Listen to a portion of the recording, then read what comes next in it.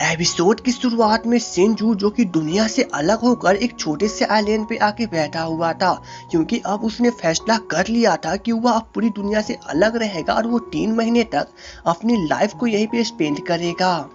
लेकिन हमारे शिनजू का प्लान ज्यादा समय तक नहीं चलता है और वहीं पे नोयू चली आती है और वो उससे पूछती है कि वो यहाँ पे क्या कर रहा है। नोयू को देखने के बाद तो शिनजू वहां से हटने की कोशिश करता है, लेकिन हमारी नोयू को ये बिल्कुल भी बर्दाश्त नहीं होता है और वो शिनजू से जाके डायरेक्ट पूछ देती है कि अरे बेवकूफ, तुम पागल हो क्या कि पूरी दुनिया तुम्हें बाहर ढूंढ रही है, तुम यहाँ पर हो। नोयू के इस बचकाने सवाल पर भी शिनजू सिर्फ इतना कहता है कि उसे नोयू की कोई जरूरत नहीं है और वो यहाँ से वापस चली जाए।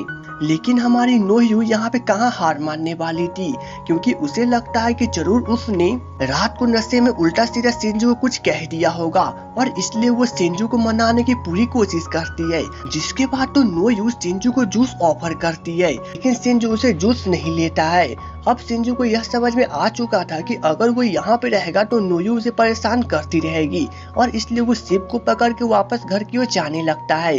बट यहाँ पे नोयू को अभी भी शक था कि वो उसे माफ नहीं करेगा और इसलिए वो माफी मांगने की पूरी कोशिश करती है और वो लास्ट में आखिरकार शिनजू से माफी मांगने की कोशिश करती है। बट शिनजू इस पे ध्यान नहीं देता है और आगे बढ़ जाता है, जिसके कारण तो नोयू बहुत ज्यादा परेशान हो जाती है।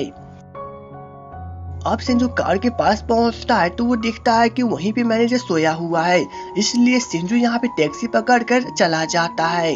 अब थोड़ी देर के बाद जब नोयू मैनेजर को इसके बारे में बताती है तो मैनेजर उसे डायरेक्ट कह देता है कि तुम्हें कम से कम मुझे जगाना तो चाहिए था। वहीं पे शिनजू की मम बहुत ज्यादा परेशान थी, क्योंकि न्यूज में सिर्फ यही बातें चल रही थी कि शिनजू अभी तक घर पे वापस नहीं लौटा है। अब थोड़ी देर के बाद जब शिनजू अपने अंकल को कॉल करके बताता है कि वो कोरिया में ही है, तब यहाँ पे तो शिनजू की मम उनसे मोबाइल छीन के उसको चिल्लाने लगती है कि आखिरकार उसके पास नोयू जैसी छिपकली वाली लड़की कहाँ से मिल गई।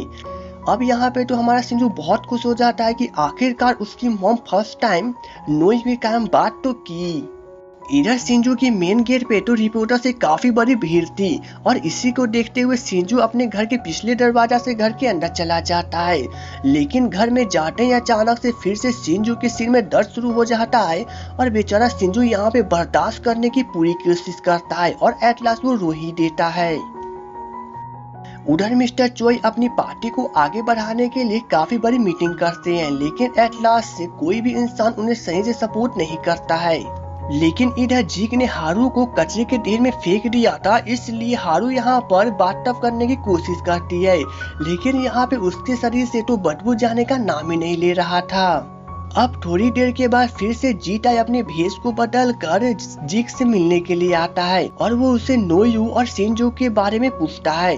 लेकिन यहाँ पे जीक उसे कहने लगता है कि वो बिल्कुल भी खुश नहीं है, क्योंकि शिनजू का लाइफ काफी हाई रिलेशनशिप वाला है और उसमें नोयू कभी भी एडजस्ट नहीं कर पाएगी, क्योंकि वे लोग एक मिडिल परिवार से है। अब यहाँ पे जीटाई जिस जवाब के लिए आया था वो तो उसे मिल जाता है, लेकिन हमारा जीटाई अभी भी बहुत ज्यादा कंफ्यूज रहता है। इधर जब शिनजू सो के उठता है तो वो दिखता है कि नोयू उसके लिए काफी सारी डिश को बना रही है, लेकिन हमारा शिनजू उसे बिल्कुल भी भाव नहीं देता है और इसीलिए हमारी नोयू शिनजू के सामने काफी सारी उत्पटांग हरकतें करना शुरू करती है ताकि शिनजू उसे माफ कर दे। लेकिन अब इसी के चक्कर में ये दोनों एक दूसरे के काफी ज्यादा क्लोज चले आते हैं और इसी बहाने से शिनजू अब नोयू के आंखों में देखता है और तब उसे एहसास हो जाता है कि उसे 3 महीने की लाइफ शायद नोयू के साथ ही स्पेंड करना चाहिए और एट लास्ट वो उसे माफ कर देता है। अब शिनजू जब नोयू के हाथ से बने हुए डिश को ट्राई करता है तो उसका स्वाद इतना खराब था कि वो बाथरूम में जाके उल्टी करने लगता है। अब हमारी नोयू को तो कुछ भी समझ में नहीं आ रहा था, लेकिन शिनजू तो नोयू को पसंद करता था और इसलिए वो नोयू के हाथ से बने हुए खराब खाने को भी खाने लगता है। वहीं जीटाई अपने डैड के कहने पे फर्स्ट टाइम यून के साथ डेटिंग पे पहुंचा हुआ था, लेकिन यहाँ पे तो यून बिना कोई बात किए सबसे पहले जीटाई को किस करने की कोशिश करती है, बट यहाँ पे जीटाई उसे रोक देता है और कहता है कि ये उसके डिसिप्लिन के खिलाफ है। अब ऐसे बचकाने जवाब पे तो यून उसके ऊपर पूरा जूस फेंक देती है और गुस्सा होकर चली जाती है। बट हमारा जीटाई इससे बिल्कुल भी नाराज नहीं होता है, क्योंकि वो तो खुद कंफ्यूज था कि वो किसे चुने, अपने दिल की बात को सुनकर नोयू को चुने या फिर अपने डैड की बातों को मानकर यून को। अब थोड़ी देर के बाद जब जीटा फिर से अपनी भेष को बदल कर नोयू से मिलने के लिए उसके घर पे पहुंचता है, तो नोयू की फ्रेंड उसे बताती है कि वो आज यार शिंजू के घर पे ही रुकने वाली है, जिसके कारण तो हमारे जीटा का फिर से दिल टूट जाता है और वो नोयू से मिलने के लिए शिंजू के घर पे पहुंचता है। बट यहाँ पे शिंजू बेल्जियम के सुनने के बाद बाहर आता है और वो जीटा को कहता है कि उसे शायद यहाँ पे नहीं आना चाहिए था। बट जीटा शिंजू से कहता है कि वो सिर्फ नोयू से माफी मांग कर वापस चला जाएगा, लेकिन यहाँ पे शिंजू कहता है कि उसे माफी मांगने की बिल्कुल भी जरूरत नहीं है, क्योंकि नोयू उसे शायद कभी भी माफ नहीं करेगी। बट हम लोग देखते हैं कि उधर से नोयू उन दोनों की बात सुन लेती है और वह शिंजू के ऊपर बहुत गुस्सा करने लगती है और कहती है कि वो तो सिर्फ यहाँ पर उसके इंटरव्यू लेने के लिए आई है और उस शिंजू को कोई भी हक नहीं है कि वो नोयू के लाइफ में दखल अंदाजी करे। अब जब नोयू जीटा से मिलने जाने लगती है तो शिंजू उसे रोकता है। अब यह देखने के बाद तो नोयू उसे कहने लगती है कि आखिर वो हमेशा उसे धोखा देते रहता है। 10 साल पहले भी वो उसे छोड़ के चला गया और आज भी वो उसे छोड़ के जाने के लिए पूरी तरह से तैयार है।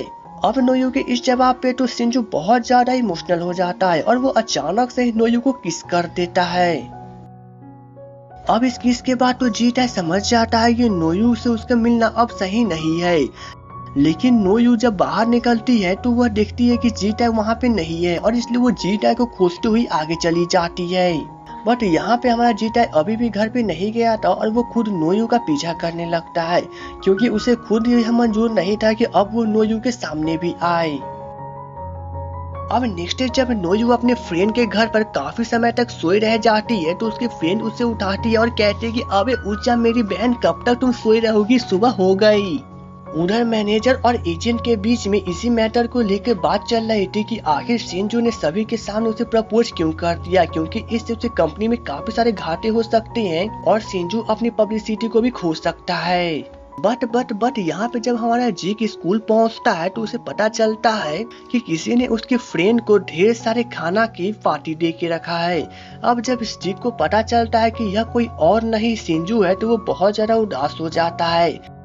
लेकिन थोड़ी देर के बाद शिंजू खुद उसके पास आकर उसे सब बताता है कि अब तो जीक उसके एक फैमिली रिलेशनशिप की तरह है, तो अब वो इतना कर ही सकता है। बट यहाँ पे तो जीक का तेवर देखो, जीक यहाँ पे डायरेक्ट शिंजू से कह देता है कि उससे शिंजू की कोई भी जरूरत नहीं है और उसने जो उसे पार्टी दिया है वो उसके सभी पैसों को वापस लौटा देगा। और इतना कहने के बाद तो हमारा जीक काफी एटीट्यूड वहाँ से चला जाता है। लेकिन अब थोड़ी देर के बाद जीटा काफी हिम्मत जुटाकर नोयू से जब बातें करने के लिए पहुंचता है तो वहां पे अचानक से शिंजू चला आता है। अब यहाँ पे नोयू उन दोनों को देखने के बाद तो बहुत ज्यादा परेशान हो जाती है। बट यहाँ पे जीटा उसे कुछ खाना खिलाने की कोशिश करता है, लेकिन यह सब शिंजू को बिल्कुल ही बर्दाश्त नहीं होता है और वो उन दोनों के बीच में टांग अड़ाने की कोशिश करता है। अब इन दोनों के इस प्रकार के एटीट्यूड को देखने के बाद तो हमारी नोयू खुद वहां से बाहर चली जाती है, जिसके बाद तो अब इन दोनों के बीच में काफी बड़ा क्रश देखने को मिलता है। लेकिन यहाँ पे अचानक से जीटा को हॉस्पिटल से कॉल आता है। अब जब जीटा हॉस्पिटल पहुंचता है तो पता चलता है कि उसकी मॉम का तबीयत अचानक से खराब हो चुका था और उस वक्त उनकी मदद और किसी ने नहीं बल्कि यून ने की थी और इसलिए हारू उसे थैंक्स कहती है। बट वहीं पे शिंजू नोयू को ढूंढते हुए उसके पीछे पीछे रेस्टोरेंट में पहुंच जाता है और इसी कारण से नोयू वहां पे खाना तब तक खाती रहती है जब तक शिंजू वहां से वापस ना चला जाए। अब एट लास्ट जब नोयू वहां से बाहर नहीं निकलती है तो शिंजू खुद इरिटेट होकर उसके पास जाता है और उससे कहता है कि वो उसे एक जगह पे ले जाना चाहता है और इसलिए नोयू चुपचाप उसके साथ चले। अब नेक्स्ट सीन में हम लोग शिंजू और नोयू को शिंजू की मॉम के रेस्टोरेंट में देखते हैं, जहाँ पे शिंजू नोयू का इंट्रोडक्शन अपनी मॉम से करवाता है। अब यहाँ पे नोयू को कुछ भी समझ नहीं आ रहा था कि वो उनसे किस प्रकार से बातें करे और इसलिए वह उनसे काफी फैमिली तरीके से बातें करने की कोशिश करती है। बट शिंजू की मॉम अब ये जानती थी कि शिंजू की अपने जीत पे अड़ा रहने वाला है और इसलिए वे खुद नोयू का ख्याल रखने की कोशिश करती है और वो उससे उसके बारे में पूछती है। लेकिन इधर हमें पता चलता है कि जीटा की मॉम सिर्फ और सिर्फ बीमार होने की नाटक कर रही है ताकि उनकी फैमिली एक रहे। लेकिन जब मिस्टर चोई को बीमारी के बारे में पता चलता है तो वे दौड़ते हुए उनके पास आते हैं। अब उन्हें क्या पता कि उनकी पत्नी यहाँ पे सिर्फ और सिर्फ नाटक कर रही है। वहीं पे सेंजू नोयू को अपने बारे में बताता है कि किस प्रकार से उसकी मॉम ने सिर्फ और सिर्फ सभी मेहनत को सेंजू को एक प्रोस्टिट्यूटर बनाने के लिए किया था, लेकिन जब सेंजू ने अपना इस्तीफा दे दिया था तो इसलिए उसकी मॉम उस वक्त से नाराज रहने लगी थी, क्योंकि उनका सिर्फ यही सपना था कि सेंजू एक प्रोस्टिट्यूटर बने। बट यहाँ पे हमारी नोयू काफी उदास हो जाती है और इसलिए वे चुपचाप अपने घर पे चली जाती है। वहीं पे मिस्टर चोई अभी भी अपनी वाइफ को लेकर हॉस्पिटल में ही थे। अब यहाँ पे हमारी नोयू को कुछ भी समझ नहीं आ रहा था, इसलिए वे रेस्टोरेंट के आंटी के पास पहुँचती है। बट यहाँ पे उन दोनों की बातों से उसके पास कोई भी सोल्यूशन नहीं निकलता है। वहीं पे जी टाई अब नोयू से फिर से मिलने के लिए जाने की कोशिश करता है, बट वो जब भी जाने के बारे में सोचता है उसे अपनी मॉम का ख्याल चला आता है, क्योंकि उन्हें हार्ट अटैक आ चुका था। लेकिन यहाँ पे हमारा सिंजू अब घर पे वापस लौट आता है। लेकिन जैसे ही वो सोने के लिए जाता है उसी वक्त नोयू उसे कॉल करके मिलने के लिए बुलाती है। अब यह सुनने के बाद तो हमारा सिंजू कार को स्पीड करते हुए उसके पास मिलने के लिए पहुंचता है, लेकिन जैसे ही वो नोयू के पास जाने वाला था फिर से उसे अपने सिर वाले अटैक आना शुरू हो जाता है। लेकिन यहाँ पे हमारे सिंजू का यह अटैक काफी छोटा था और इसलिए वो उसे किसी प्रकार से बर्दाश्त करते हुए नोयू के पास पहुंचता है और वो जाते हैं उसे गले लगा लेता है ताकि नोयू को पता न चले कि सिंजू को अभी ब्रेन ट्यूमर के अटैक आ रहे हैं। और इसी के साथ एपिसोड की एंडिंग हो जाती है। तो दोस्तों thanks for watching my video. तो चलिए दोस्तों मिलेंगे नेक्स्ट वीडियो में, तब तक के लिए good bye and take care.